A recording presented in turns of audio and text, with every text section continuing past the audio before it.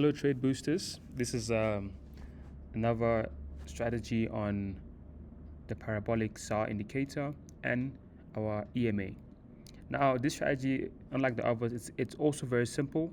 I'm sure you can already tell how it's going to be used.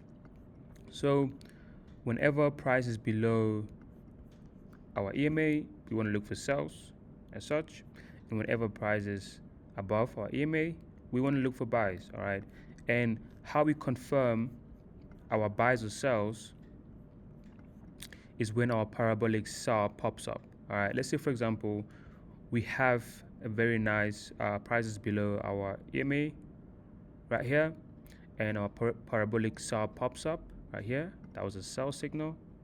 As you can see, that's going to be a nice sell. You're going to put your stop loss above most recent high, like that. All right, and you could target. Obviously, you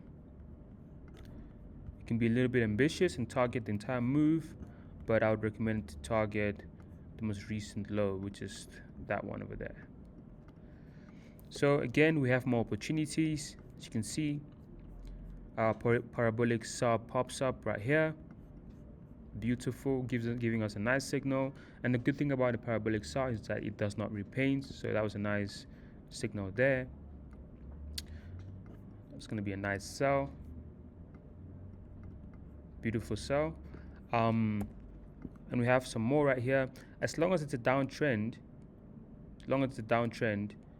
you want to keep looking for sells. Do not buy.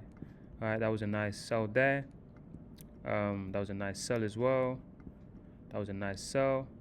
That was a nice sell, but this was too long, way too long. Yeah. Anyway, that's just the gist of the strategy. And when you're looking for buys, it is the same way. You look for buy opportunities. The same way when you're looking for buys, you simply wait for the parabolic SAR to pop up and you enter a buy. And yeah, that's just it. Thanks for watching, guys.